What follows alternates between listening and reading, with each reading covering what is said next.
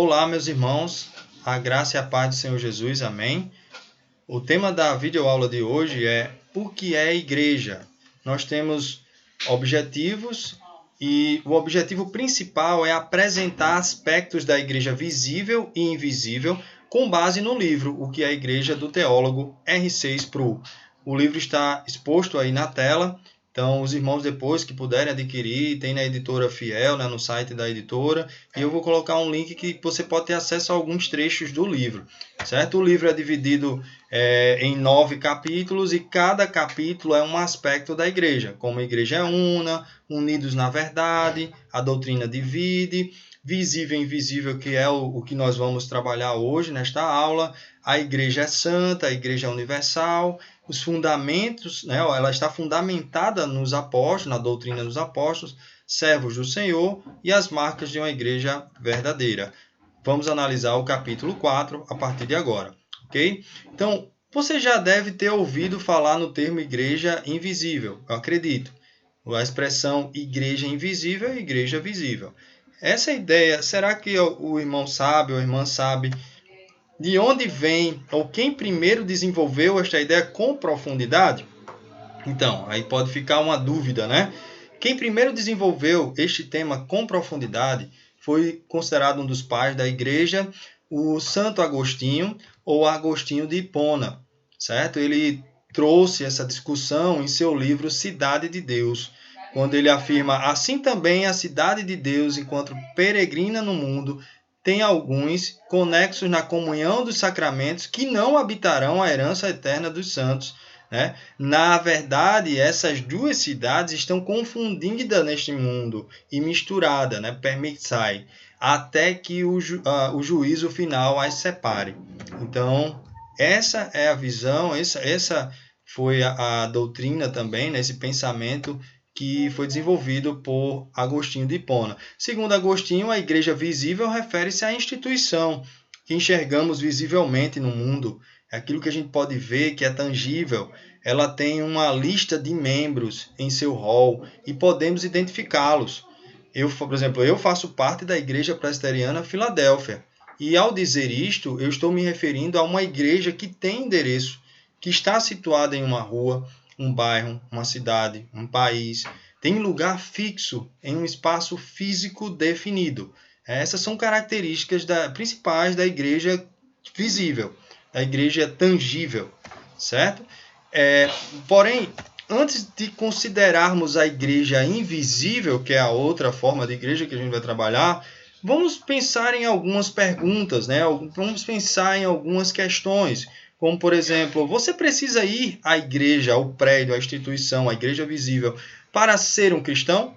Né? Essa é uma questão que pode nos gerar uma certa dúvida, principalmente agora, nesse contexto que nós estamos, em que estamos impedidos de ir à igreja física, né? À igreja visível. A frequência na igreja, se você for fisicamente capaz, claro, né? Porque tem pessoas que são impedidas de ir. É um requisito para ir ao céu? É uma outra questão que a gente precisa pensar. A resposta para essas duas perguntas é, em sentido bastante técnico, o autor afirma que sim, que na verdade que não, que você não precisa ir à igreja e não frequentar a igreja como sendo pré-requisito para ir para o céu. Mas aí vamos pensar um pouquinho mais sobre essa resposta, né? No entanto, devemos lembrar algumas coisas. Primeiro, Cristo ordena que seu povo não abandone a comunhão da congregação. Isso está no livro de Hebreus 10:25. Depois o irmão pode conferir melhor, certo? Essa referência. Deus constituiu o povo de Israel organizando em uma nação visível, né? Estabelecendo uma obrigação solene. Eles tinham que prestar, né, participar de um processo ritualístico, de sagrada adoração pública diante dele. Ou seja, eles tinham que cumprir coisas, ações que eram materiais, que eram vistas, né, que eram físicas. Se uma pessoa está em Cristo, ela é chamada naturalmente a participar dessa koinonia, dessa comunhão, desse momento. Ela vai procurar, ela vai se envolver, ela não vai conceber estar fora deste espaço, né, deste lugar, de conviver com os santos. Podemos afirmar sermos cristãos, mas se amamos a Cristo, como podemos desprezar sua noiva? É uma outra questão. Como é que você pode pensar, não, eu amo a Cristo, né, eu sou um cristão, mas eu não quero envolvimento com a igreja. É como se você não quisesse envolvimento com Cristo também, né, de certa forma. Como podemos, de forma consistente, persistentemente, nos afastar daquilo ao qual Ele nos chamou para nos unirmos, que seria através da sua igreja visível? Alguns dizem, eu amo a Deus, mas não amo ao meu irmão. Então, como é que você pode dizer que ama a Deus e não ao seu irmão? Como é que você pode dizer que, eu sou um cristão, eu fui transformado, mas eu não quero ir para a igreja, eu não quero estar na igreja? É uma ação meio contraditória. Aqueles que estão fazendo isso podem estar enganando, ou se está enganado, né, sobre o seu estado, sobre a sua alma. Talvez você esteja ali numa situação de confuso, né? Ou seja, você está falando uma coisa, mas suas ações estão movendo-se de forma contrária. Em relação à igreja invisível, a gente pode pensar sobre algumas características. Algumas vezes a igreja invisível é tomada erroneamente como antiético, né? Algo antiético. A igreja é como você pensar assim, a igreja visível ela caminha de forma contrária à igreja invisível e a visível contrária à visível. Ou seja, algo que está fora dela. Tipo, se você estiver na igreja invisível, você não está na visível, ou vice-versa. Na verdade, pensar assim é um equívoco. O Agostinho de Hipona ele não pensou assim. Para ele, a igreja invisível ela é encontrada substancialmente dentro da igreja visível. Né? Por que Agostinho fala de uma igreja invisível? Para ser fiel ao ensino de Jesus no Novo Testamento. Olha o que é que a gente pode pensar. Agostinho ensinou que a igreja é um corpus permitium. Né? O que significa isso? É que corpus,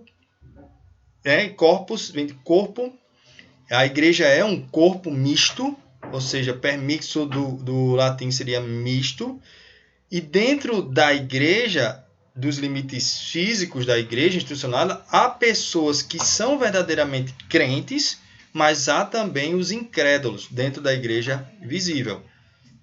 Jesus disse de alguns de seus contemporâneos, este povo honra-me com lábios, mas o seu coração está longe de mim.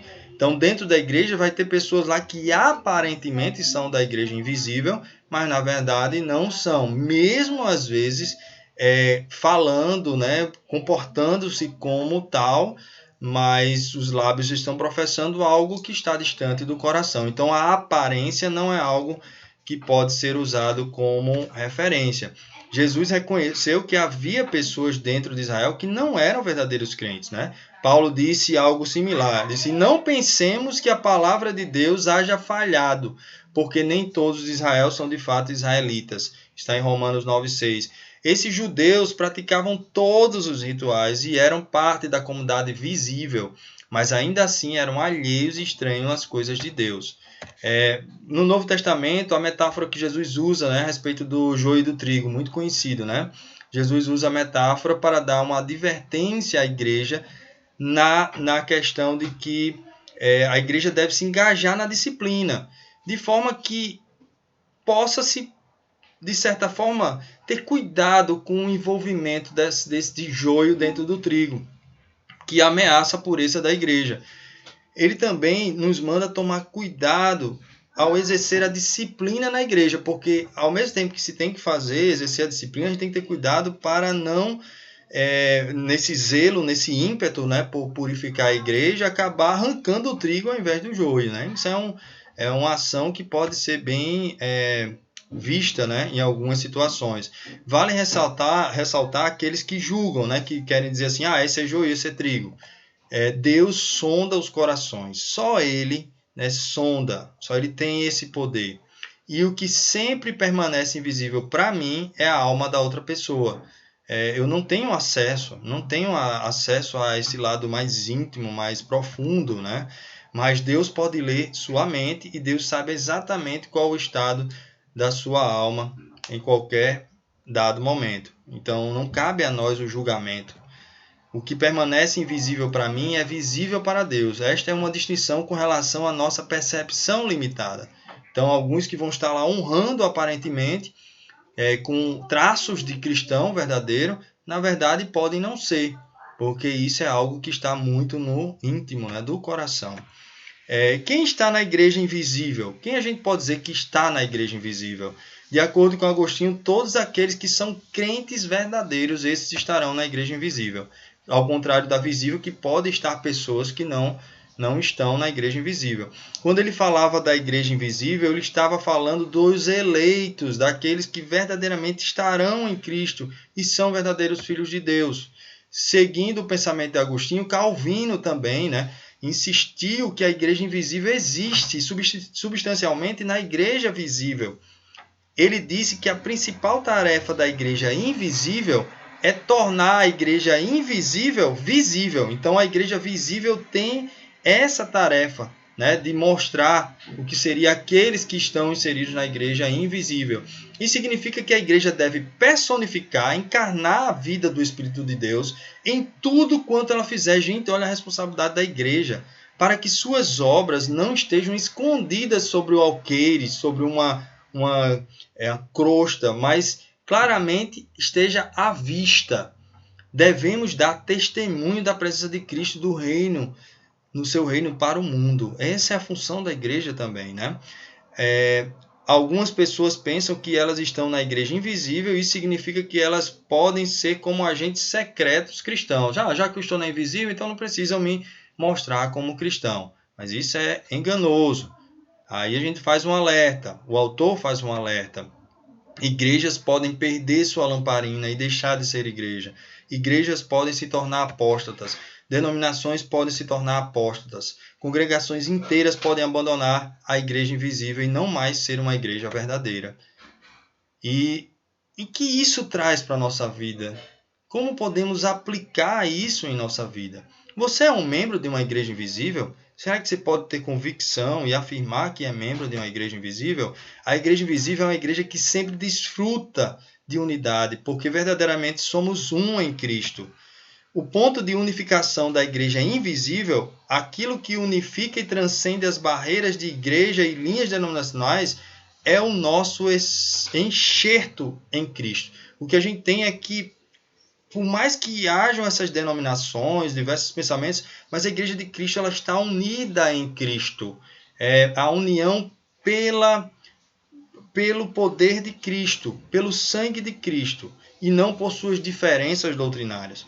Todos os que estão em Cristo e todos em quem Cristo está são membros de sua igreja invisível. Por isso que o autor afirma a questão dos eleitos serem estes, escolhidos para fazerem parte da igreja invisível. Aquela unidade que está na igreja invisível já está presente, ela deve ser buscada pela igreja visível, porque a da invisível nada pode destruir. Isso não significa que não podemos, que a gente vai descansar e dizer assim, não, já tem na igreja visível, então não vou lutar pela igreja visível, para que essa unidade faça parte da igreja visível. Não, a gente não pode descansar. Nós não podemos simplesmente nos satisfazer com a unidade da igreja invisível, mas devemos trabalhar, lutar ao máximo possível para que haja uma verdadeira unidade na igreja visível. Ok, meus irmãos, a referência é o livro do Sproul, já falei. Aqui tem um link que os irmãos podem também buscar no site sobre este tema, sobre o livro. E lá você vai encontrar alguns capítulos, alguns textos. E se quiser também adquirir o livro na editora, no site da editora. Ok? Que Deus nos ajude a ser igreja verdadeira, igreja visível, que reflete a igreja invisível.